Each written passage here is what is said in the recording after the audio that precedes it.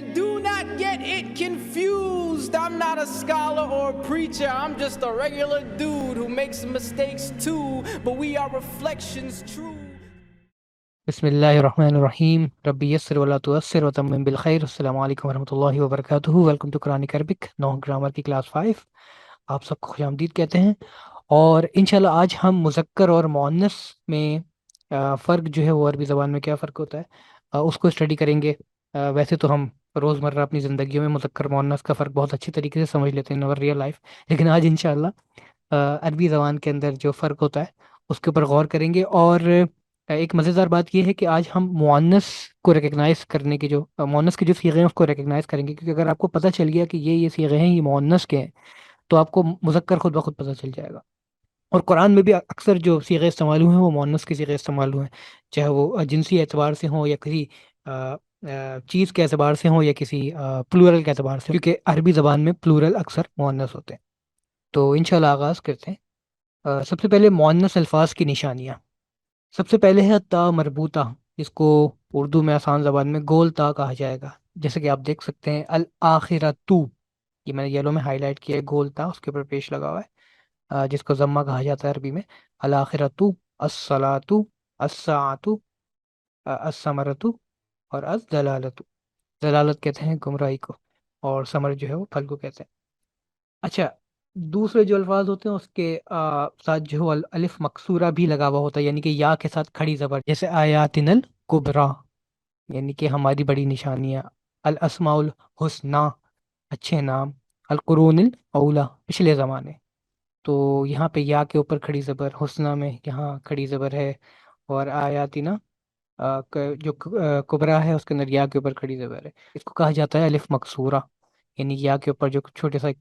کھڑی زبر جو ہم کہتے ہیں چھوٹا سا الف جو ہوتا ہے اس الف مکسورہ کہا جاتا ہے اس کے بعد آتا ہے الف ممدودہ اس کے آخر میں حمزہ لگ جاتا ہے جیسے السفہاء السماء شہداء تو یہ حمزہ ہے اس کے اوپر آخر میں پیش لگا ہوا ہے ضمہ لگا ہوا ہے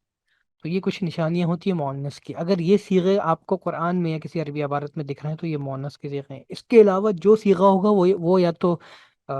یا مذکر کا ہوگا یا سماعی مذکر کا ہوگا یا سماعی مؤنث کا ہوگا یہ سماعی مذکر سماعی مؤنث کیا ہوتے ہیں کچھ عربی میں الفاظ ایسے ہوتے ہیں جس کے آخر میں گول تا بھی لگ رہا ہوتا ہے لیکن وہ سماعی مذکر ہوتے ہیں جیسے اسامہ خلیفہ طلحہ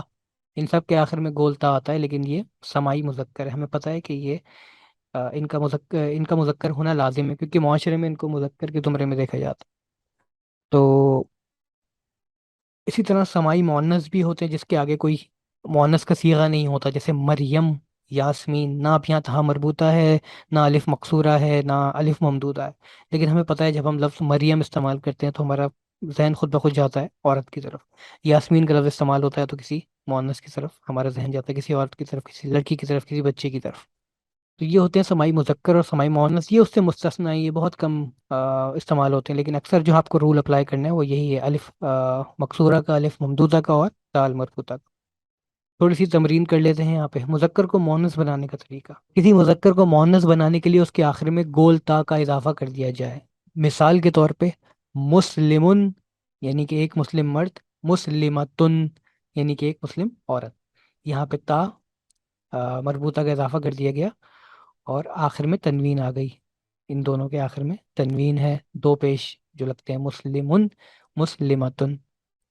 اسی طرح مشرکن مشرکتن ایک مشرک مرد مشرکتن مشرک عورت کافرن کافر ایک کافر کافرتن ایک کافرہ کافر عورت شاکرن شکر گزار مرد شاکرتن شکر گزار عورت اسی طرح نام بھی ہوتے ہیں ہمارے یہاں یوزلی کہ زاہد زاہدہ اور منیر منیرہ تو وہ یہی ہوتا ہے آخر میں تا مربوطہ لگ جاتا ہے اس کے اچھا اس کے آگے اگر الف لام ایڈ کر دیا جائے یعنی کہ جو مسلمن لکھا ہوا ہے اس سے پہلے الف لام اور مسلمتن جو لکھا ہوا ہے اس سے پہلے الف لام ایڈ کر دیا جائے تو اس کی پرونانسیشن کچھ اس طرح ہوگی المسلمو اب یہ مسلم المسلمن نہیں پڑھا جائے گا یہ المسلمو پڑھا جائے گا اسی طرح المسلمتن کی جگہ جو ہے وہ المسلمہ تو پڑھا جائے گا پیچھے پڑھا جا رہا تھا مسلمن مسلمتن آگے پڑھا جائے گا جب ال لگ جائے گا ال کا صیغہ لگ جائے گا ڈیفینیٹ آرٹیکل ہے دا اس کے میننگ ہوتے ہیں تو المسلمو یعنی کہ دا مسلم کسی کی طرف اشارہ کیا جا رہا ہے اب اس میں اشارہ کہلاتا ہے that Muslim المسلمتو date Muslim woman. इसी तरह मुशरिकुन से हो गया अलमुशरिकू और अलमुशरिकतु, अलकाफिरु अलकाफिरतु, अशाकिरु अशाकिरतु. तो जिस इसम के आगे जो है, इसमें इशारा के आगे अलिफ लाम लग जाता है तो उसको मुशार इलैहि कहा जाता है. ये अपने पास आप मेंशन कर दें. वैसे तो ये इंशाल्लाह हम आगे पढ़ेंगे. तो मैं चाह रहा हूँ कि थोड़ा सा इस चीज़ को आप रिकग्नाइज कर लें कि मुशार इलैहि क्या होता है. इसको अब नेक्स्ट स्लाइड में मैं एक्सप्लेन करता हूँ. जैसे लफ्ज़ किताबुन है, जिसकी ट्रांसलेशन होती है ए बुक, और अल किताब हो गई द बुक. डेफिनेट आर्टिकल यहाँ लग गया है. तो यहाँ से किताबुन से अल किताबू बन गया, अल किताबुन नहीं अल किताबू. जैसे यहाँ था मुस्लिमुन से अल मुस्लिमू, तो यहाँ पे बन गया किताबुन से अल किताबू. यानी कि a book versus the book, यानी एक बुक की तरफ, किसी भी किताब की तरफ इशारा अगर आप कहें करेंगे तो किताबुन का लफ्ज़ इस्तेमाल होगा. कुरान में भी दीगर जगहों पर आया है. और अगर किसी मखसूस किताब की बात हो रही होगी, जैसे कुरान अल हकीम की बात हो रही है, तो वहाँ पे अल किताब का लफ्ज़ इस्तेमाल हुआ है. कुरान में एक जगह तौरात की जब बात हुई है मूसा अलैहि सलाम के लिए, तो वहाँ पे अल किताब का सीगा इस्तेमाल हुआ है. सैयदना ईसा अलैहि सलाम की जब बात हुई है तौरात और इंजील के हवाले से कि अल्लाह ताला उनको कुरान तौरात की जो है तालीम देगा, इंजील सिखाएगा, और उसके साथ साथ अल किताब की यानी कि कुरान की भी तालीम देगा, वल हिकमा, हिकमत की भी तालीम देगा. तो यहाँ मखसूस अगर कोई लफ्ज़ इस्तेमाल हो रहा है तो उसके आगे अल किताबु. और अगर किसी रैंडम कोई भी किताब की बात हो रही है तो किताबुन. कुरान में जैसे आता है सूरह कलम में, अम लकुम किताबुन फीही तदरुसून, अलग अलग मुशरिकीन से, मुल्हिदीन से, मुर्तदीन से, और जितने भी काफिर हैं जो आखिरत का इनकार करते हैं,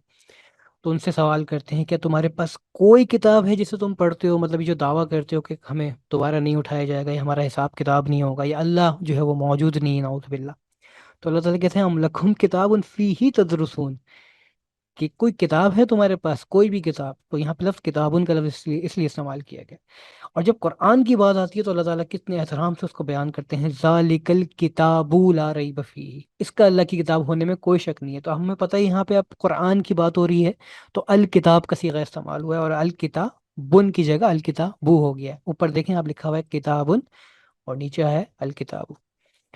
तो इंशाल्लाह मेरे ख्याल से ये बहुत ज़्यादा हो गया होगा आप लोगों के लिए.